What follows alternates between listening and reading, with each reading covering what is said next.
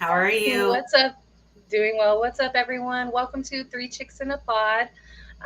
So we have a very special show for you tonight. We're going to be doing a tournament update. We have a pretty serious topic to talk about, and then we have some really great things to talk about to end the show on. So first, I got Jen Matthews Lewis sitting next to me, to whichever direction, Woo! to the left, to the right. Got Carrie on the bottom. How are you ladies doing? How's your week been?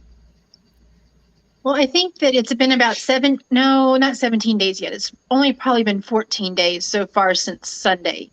But other than that, it's been great.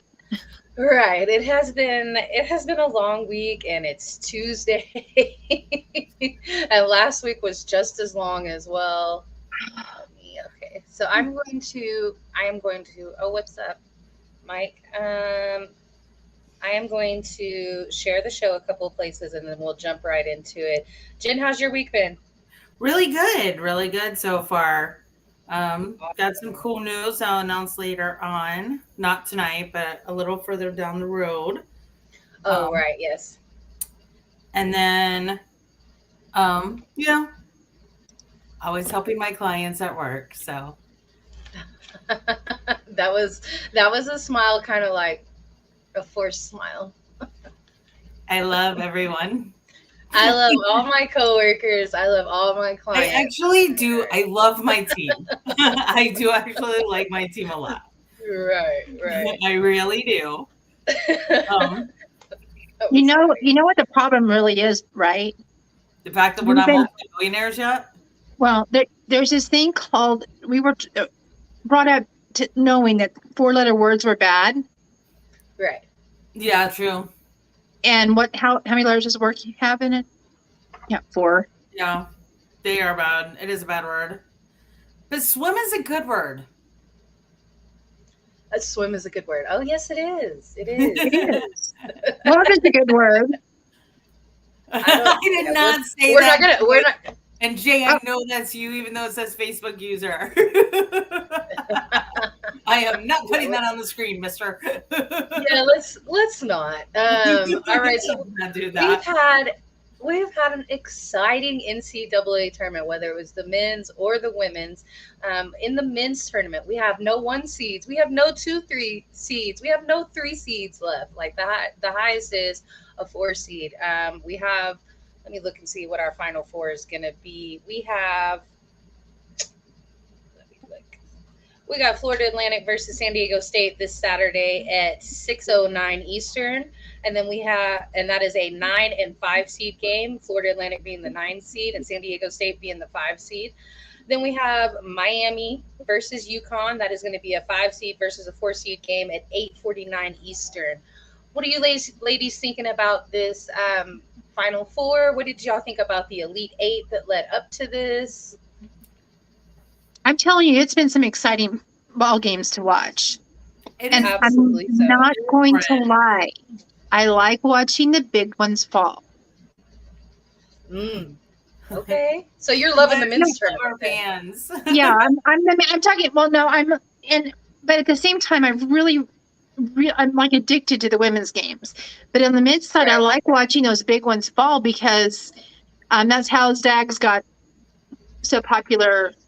What 20 years ago is when Right. they made their run and was everybody's sweetheart. Right. I just like that whole the way that whole thing falls out is the unexpected happens, and it's truly any given Sunday type esque of the basketball tournament.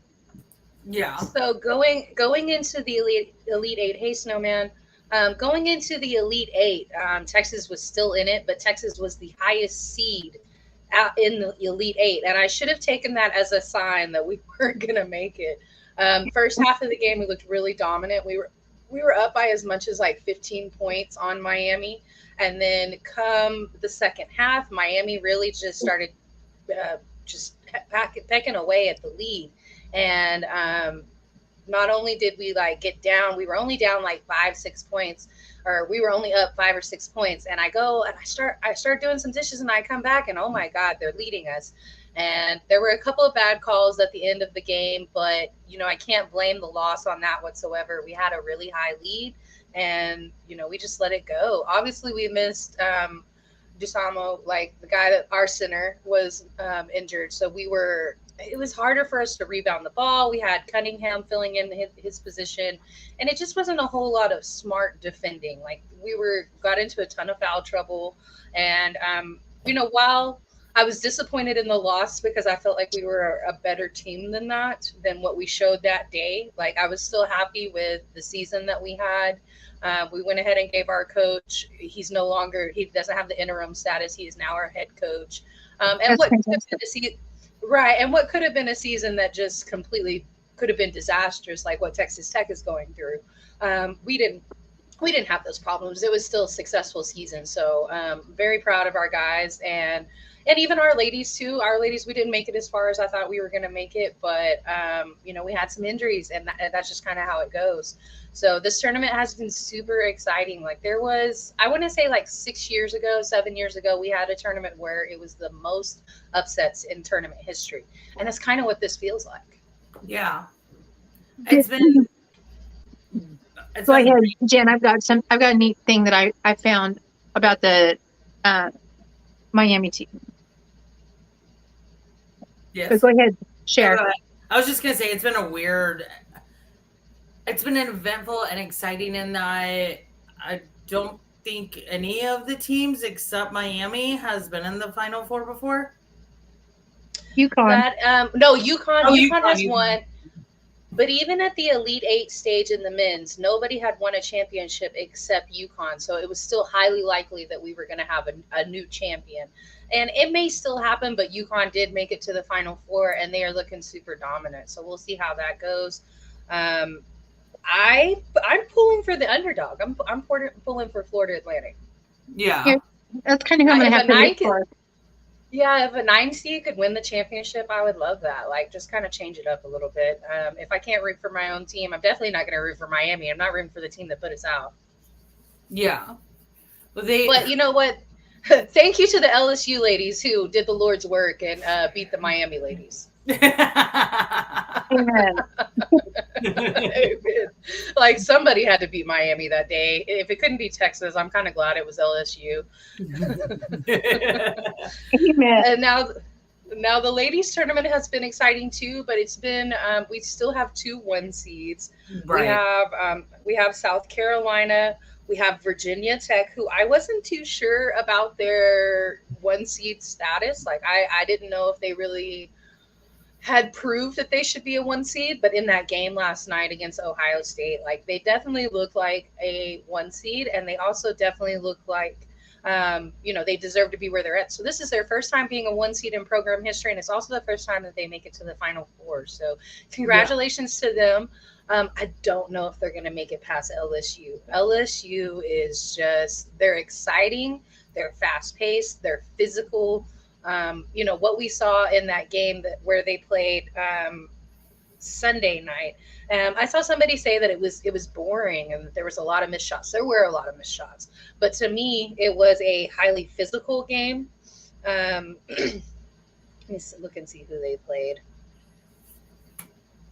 But to me, like I said, it was a really physical game, and that was the Miami versus LSU. Yeah, it was just like the matchup between Angel Reese and whoever the young lady that is on Miami. Like she had almost the exact same hairdo. They were the same height, and like they were just all up in each other's mix and just kind of really disrupted each other for the first half of the game. And then LSU after halftime came out and got on the gas and really just dominated that second half. So don't say the name again, please. Call them Ohio or Cleveland State. Ooh, Ohio State? Oh. I don't know. But I think LSU is a much more well-rounded team than Virginia Tech. I think they have a little more depth. They have more size and the electricity that is Kim Mulkey. Right. I have it. LSU is in South Carolina going for the championship in my brain. I'm going to backtrack for just a moment. Okay. Because we're going to highlight Caitlin Clark later on because phenomenal. That's what we're going to end up. Yeah. But I wanted to touch base on Miami's guard Jordan Miller. He had He only did. the second perfect game in tournament history. That's impressive. I mean, Yeah, he was 27 points and to 100% be from the field. 100%. Yeah, and you're like 7 for 7 out of field goals and 13 for 13 on free throws. So, Right. pretty impressive, I thought. So I wanted to kind of give a shout out there because that, so many new things and so many first. This just happened to be a second, but still the amount of games played and people that were on the floor to have only 2 of those in all the history, that's pretty impressive. Right. Mhm. Well, clearly we weren't defending very well. But you know what? happy for them. I can be a good sportsman now today. Now, had the show been Sunday night, I wouldn't have been very nice. As one would expect. Duh. Yeah, I I kind of was ignored the men's pretty tournament salty. a little bit. I'm a little salty about the men's tournament, but I'm mad at my team. So I know Right, yeah. McCain and Will Vogel can feel my pain. I know Carrie's secretly excited. But thank you for not showing it. Well, so and then You think last the night we Halo saw. on? There is the Halo on. Yeah, there we go. But And the then horns last are night holding we- it up. Yes. The Halo. We're focusing on the Halo part. Right. And then last night we had South Carolina beat Maryland, and I was really excited for this matchup. And so the first half of this game was such an awesome game. And still want to shout out the Maryland ladies. They were kind of somewhat in a rebuild. Like, I don't want to say a rebuild, but they graduated a lot of seniors, and so they were really young, and it was going to be a different team, and they were going to have to rebuild. I mean, like I said, rebuild a little bit more, like retool. But you still had the same coach for the last 20 years, and I think she's amazing. So shout out to her and to the program. But you ran across South Carolina, before you made it to a championship, or to the Final Four. And I don't know if South Carolina is going to lose a game. They have not lost a game in 2 seasons, except for the SEC championship last year to Kentucky, and Edwards, and then the rookie Ryan Howard, and she was rookie of the year in the WNBA. Like, they had to have a massive performance in order for them to beat South Carolina. So they've lost 1 game in 2 seasons so far. I don't know if they're going to lose, but I loved what Dawn had to say after the show. Their coach, she was talking about that she, shouted out LSU and said, let's make it an all SEC championship. Well, and I don't know. I think South Carolina's going to win it all, but Dawn Staley's just epic. She is, absolutely. I'll tell you, during the first part of that Maryland game, though, she looked pissed. Maryland, okay, we'll go with pissed. She probably was pissed. Yeah, she's pissed off at the world. Like, I mean, but they made adjustments, and you could tell by the end of the second quarter that Maryland was just looking really gassed. Like, they gave it all they had, and they played at a pace where they were up for a while. And then, majority the first quarter and majority of the second quarter, they were up, and it was just a pace that they could not maintain. And so South Carolina just is that. That foul trouble started. Yes. Started throwing up roadblocks for them. I think that's where the foul trouble was their downfall, not who they were playing. I think that they were hanging very well until they started getting foul trouble and having to set people down. Is when I started seeing that whole pace started just dropping off like a lead balloon. Agree. And I did like that. I'm sure that Dawn actually kind of liked that, because nobody would play them just straight up in the lane like that. And this team, Maryland, did. Like, it was just a straight up matchup. They didn't have any problem getting in the lane and defending them. And so it was something that I was incredibly excited for, and it didn't disappoint. Like, I figured that by the fourth quarter, South Carolina was going to pull ahead and it was going to be what it was, but it ended up being a little bit sooner than what I anticipated. But for me, they're just a juggernaut, and Maryland did what they could. They're a really great team, and had it been anybody else that's going to the Final Four had been their matchup, I think they probably would be in the Final Four. Agreed on that. I think they could have knocked off LSU. Like, they were playing tough. So I enjoy them, and excited for what they will bring next year because they're still a really young team. Yeah. Maryland, I remember Maryland being great. So I have no Oh, they doubt. were. Yeah, Yeah. they were.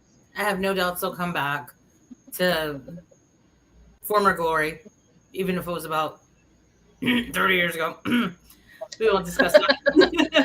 It wasn't that they've been good since then. So and I just love their coach. I think she's awesome, and she was not scared to face South Carolina, and I think that's you have to go Yeah. into that situation. You just never know. It's kind of like a David and Goliath type situation because it doesn't matter if South Carolina gets in foul trouble because their bench is so deep. Right. So they're still just going to dominate, and she wasn't scared to face them. And I think that's what you have to become victorious in a situation like that. But super excited. So the ladies' games will be on Friday, the Final Four games, and then the men's games will be on Saturday. The women's championship will be on Sunday. The men's championship will be on Monday. Okay. So Cool. last weekend coming up for college basketball, and then we will have the WNBA draft on the 10th of April. Okay. Are you So going to be there? I don't think so. I really wanted to be, but I don't think I'm going to be there. So, it costs a lot to travel, and I have some things that kind of came up that I need to take care of first. But I'm sure I will be there on Zoom. Yes. Yay. So You'll be there somehow. I'll be there somehow. This will be, if I am there on Zoom, this will be my 4th draft that I've covered in a row. So super excited for that. Woohoo! Go Megan. Go Megan. Get your draft on. It's impressive. Thank you very much. It is. Okay, so let's talk about our serious topic. Now we have a special documentary that's going to be coming out on ESPN as soon as the show is over. So if you're able to switch over and go watch as soon as the show is over, it is about a Utah track player or track runner, and I think she did hurdles. She was actually murdered in 2018. Her name was Lauren McCluskey, and she was murdered by a ex-partner. Yeah, an ex-partner. They knew each other for 3 months or 2 months. 2 months, 3 months. It wasn't very long. They only dated for about a month, and about a month into it, he was already kind of exhibiting controlling behavior. And some friends were concerned for her, and she ended up Googling this guy. She thought he was 28 years old. His name was Melvin Rowland, and she thought he was 28 years old. Turns out he was a 37-year-old sex offender who had a forceful interaction with a minor, and had also been in trouble for soliciting a minor online. And so even before he got out, because he had got out just recently before he met her, he's talking to the parole board, and literally, like, he's on tape saying he believes he has the capacity to repeat offend, and they still let him out. Now that is just part of the problem. So she starts off with realizing who he is. She Googles who he is, ends up breaking up with him. Well, the next day he somehow manages to borrow her car, and says that he's going to return it like the next day or something like that. But she's nervous, as she should be, and so she contacts campus security, and they actually go with her to meet up with him to get the car, and that was done safely. Well, 2 days later, she ends up calling campus police again. He's trying to extort money from her from private pictures and videos that they had. He got $1,000 out of her. Yeah, to get $1,000 out of her. In the period of time of 10 days, she called campus police about 22 times, I believe, and she even contacted the Utah police, and they were unable because the campus police have jurisdiction. I have lived in a college town, and campus security or campus police actually have more jurisdiction than anybody else. And so the local police really couldn't do anything. Right. So she told her mother that she really felt like she was bothering them. Like, she felt like they didn't care about what she was going through, or that she was still being harassed. and the police weren't following up. Now, the man, as you know, like I said, he was on parole. And so, him even having contact with her or making threats or anything like that, like they could have gone and arrested him immediately, violated his parole. They could have gone and picked him up immediately. Um, she made this connection as somebody just how old was she? He was Carrie, like do you know? 21, I believe. Yeah, she's 21. Yeah. As a 21-year-old, she was able to figure out who he was, connect the dots in a way that law enforcement couldn't. And that's very sad to me. And so she was in a night class, and she got out at 8 p.m. and she was walking back to her dorm. Turns out Melvin was there hanging out with some of her friends or acquaintances. They had allowed him in the building. She's on the phone with her mother and starts saying no, no, no, no, no, please, please don't grab me. And so this man grabs her, pulls her into her car, shoots and kills her, and then kills himself at a later date. Later that night. No, he killed himself at night. That night. Oh, excuse me. Yeah, I think that's what I read. I was skimming it. I think he turned that on that night. It was just later on that night when they were doing the manhunt, because he knew he was going to be caught. So right. And so, and since then, the Utah University has basically said that there was nothing else that they could have done to prevent the situation. Except for now they're rolling out at least 30 things that they plan to change in how they interact with something like this. So if nothing could have been done to prevent that, why do you have to change 30 different things? Exactly. And they've already changed several state laws as a result of her murder. Right. And the family won a $13.5 million lawsuit, I believe. And there was Dateline about this a couple of years ago. So when Carrie shared this, and she was like, no, Jen, it's not that. She's like, they're showing more information. So I'm excited to watch this tonight. ESPN's tonight, and then 2020 has one Friday night. Okay. Not only did Hulu tomorrow and ESPN Plus tomorrow. Yep. Not only did the parents win the money, they are having let me see here. I was reading it. They have to create an indoor training facility for hold on here, where was that?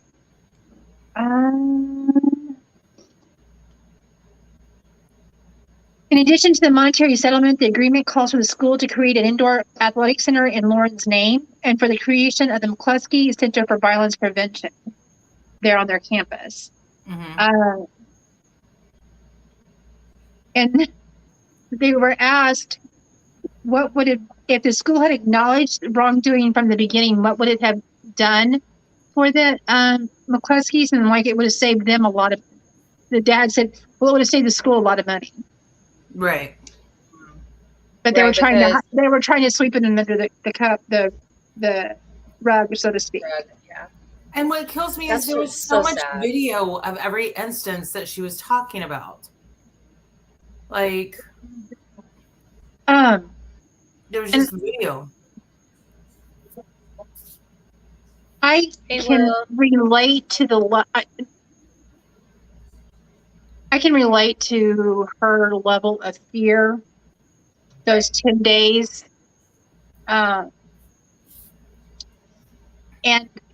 it makes me so sad that I at least had resources and people that believed me what was going on. And I had people that understood where I was coming from when I would say things.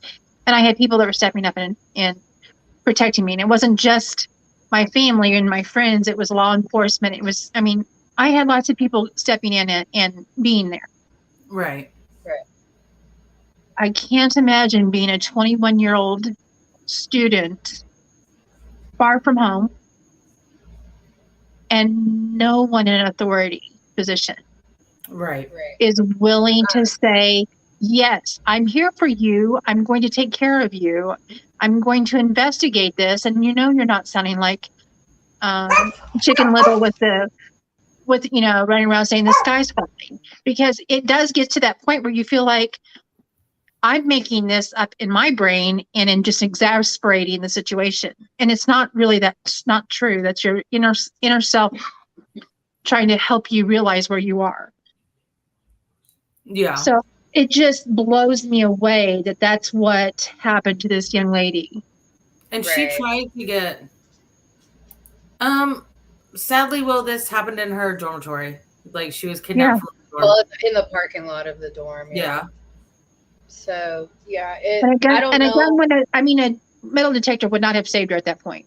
There was no that it was past the point of being a useful tool. Yeah. They just needed to believe what she was saying. You know what I mean? And that's They the sad part. Her. And they knew. Needed to hear her. They knew he was capable. He told them he was capable of doing it again. I mean, well, you said, yeah, there were. It says that he was telling.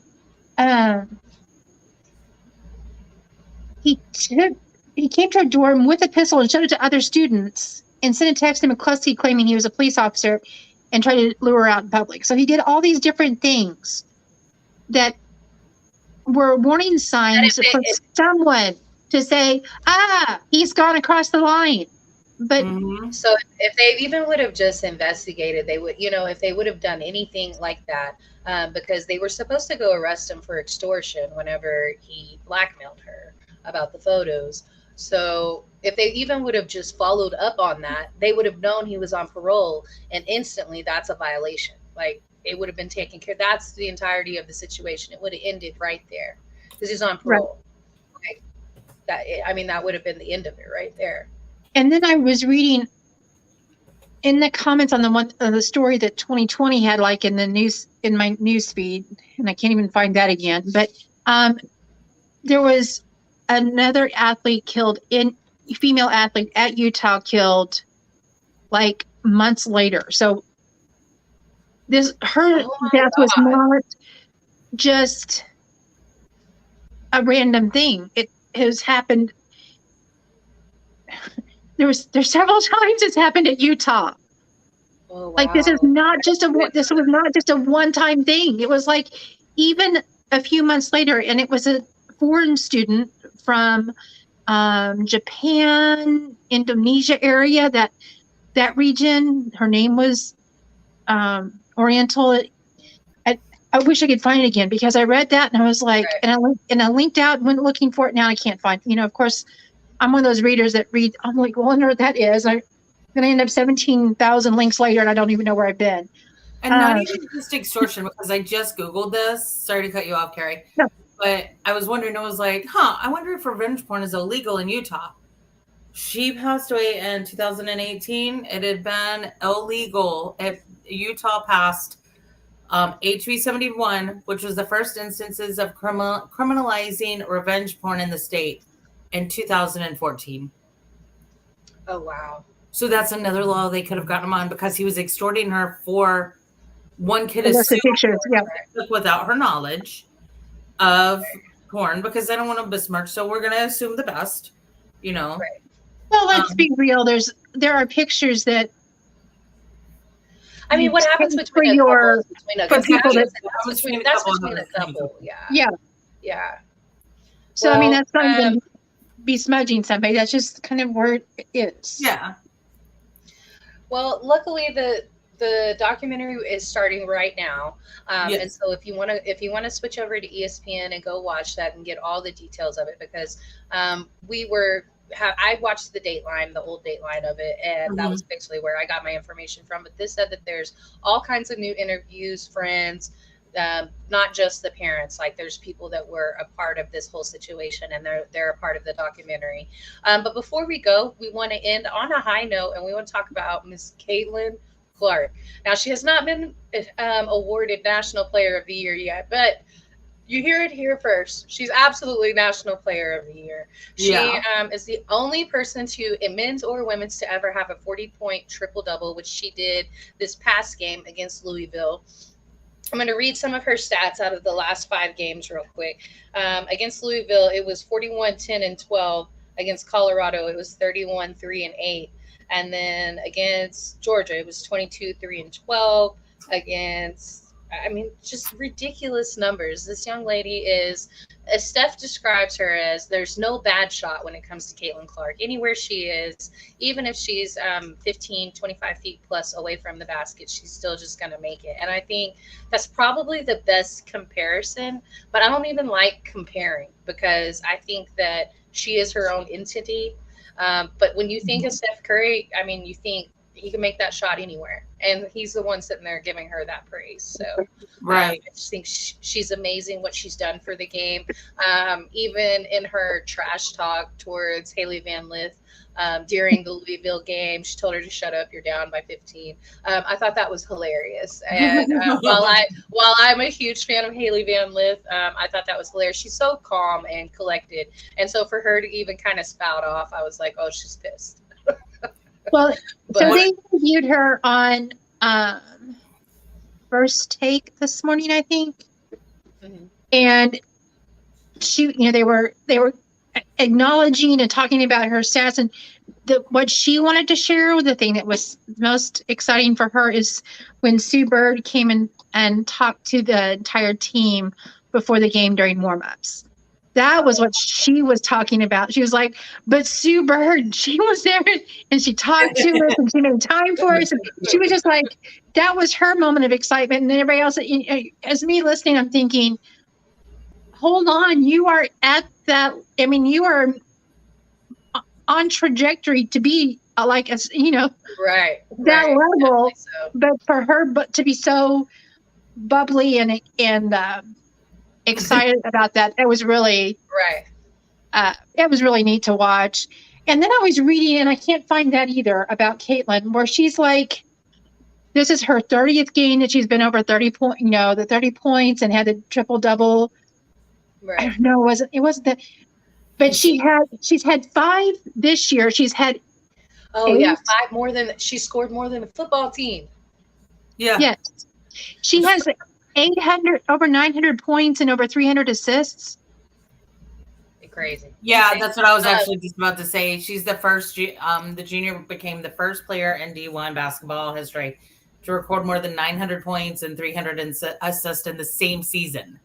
Yeah, I'm like, I know I saw that somewhere, and Lord knows which tab. Again, me that clicks on a link, I'm like, oh, what does this one say? What does this one say now? Okay, and so then I end up. But yeah, that's exactly what I read but I was like that, and she doesn't have that athletic ego that you tend to find with those that they've earned it. They have a God-given talent, but she's very much the girl next door in the way that she presents herself. But she knows how to compete. Like Charlie said last week, she knows how to compete. Like she knows how to get to that level. And not everyone knows. Like just straight up, not everybody knows. Right. Or have the drive to put through. I think she's exactly what women's basketball needs. Like, and we know that the WNBA is changing. Like Sue just retired after her, what was it? I can't remember what season, 18th season, I think. GT she's now 41. And so, like, I mean, the face of the WNBA is changing. We're going to see Aaliyah Boston come in. We're going to see, to name some of Will's that he was talking about, Paige is going to come in soon. Caitlin, Aaliyah's eligible for the draft, but she doesn't necessarily have to go into the draft because she was a part of the COVID year. So she could play one more year if she decides to. Go ahead, Jim. What do you think? And I know this is on topic, but off topic. What do you think of Brady buying the Aces? Well, he bought a stake in them. I'm not too surprised.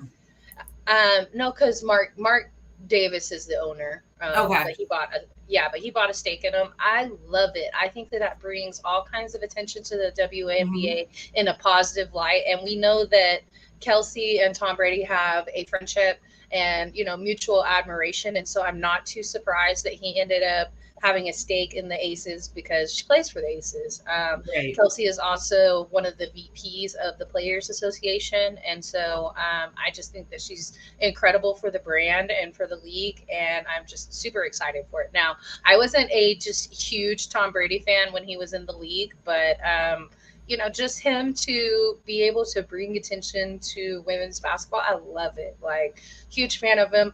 I was a huge fan of the Super Bowl celebration where he almost dropped the trophy and had to be helped out while leaving the celebration. And I love this too. Like, I think this is great. It's great for the league, and continue the positivity. Well, and I also like how his niece that plays for plays softball out there on the West Coast in California, I think somewhere. And how there's a player for the Wings that he has a relationship with, like Veronica Burton also. Like, I guess they're family friends. And so, he's already kind of been involved with the W, or at least like commenting on and being supportive. And so, love it when somebody takes an interest in a positive way in the WNBA. So okay. I think he'll make more money off the Aces than he will his pickleball team. Look, we were talking about pickleball on 806 this morning, and did you? Oh my gosh, it's so funny. Which I haven't been able to post it because we're having technical difficulties with our laptop up there. But Andre Agassi, Andy, and then another John McEnroe, like they were talking, and John was talking about how they even got started into playing pickleball. Is that he said it was pickleball for people whose grandparents can't play tennis, and so they've actually made a professional team, and they're gonna go play. And the amount of trash talk that came out of John's mouth was unbelievable. I can't wait to watch it. That has to be phenomenal. Hilarious. Like, he even discounted some of the professional tennis players that are joining him. He was like, oh no, they're not even that good. We got this. It's so funny. I mean, let's be real. John McEnroe was the face of poor sportsmanship growing up. Yeah. And it got to the point where you would try to find out if he was going to be on TV, because we'll just call it me old, but you couldn't record shows unless you had a VCR. Yeah. There was no pause, rewind. There was no streaming things. So if there was tennis on, you would have it on in the background. So in case you heard him go off on a tangent, you could see it happening, because it was funny. I mean, well, like he said, Andy can't do anything but have a ridiculous serve, and you're not allowed to serve in pickleball, so he's not going to win. And then I think he said something about Agassi, like he hangs at the front of the net, so that's not going to work out for him either. And I can't remember who else is going to play, somebody else. And he was like, it's going to be between me and him. And he got asked, he was like, well, what about the professional pickleball players? He was like, what about them? So definitely looking forward to that. Hopefully we'll get to cover that as well. Make sure you check out the tournament coverage this weekend. Sue and DT are returning with the Red Solo Cup coverage. Looking forward to that. And we'll have new national champions next week. Yay! We will. Well, thank everybody for watching, for sharing and commenting. We appreciate the interaction as we do every single week. Make sure you check out the documentary on ESPN. And you said it's a 20 for 20 on, or 2020? And that ABC. On Friday? I think it's ABC on Friday, the 2020 investigative. Make sure you guys watch those documentaries and segments about Lauren McCluskey, and just, keep her name alive and what she had to go through. Yeah. Absolutely. Absolutely. And girls, so that does it for us. You're being harassed, be legit about it. Don't make up shit. Oh, yeah. Yeah, I agree. But be honest about it and look at it from an outsider's perspective first. But in cases like this, when you're legitimately being victimized, keep getting that help, keep reaching out. Do not give up. Keep doing things. So no one can knock what she did.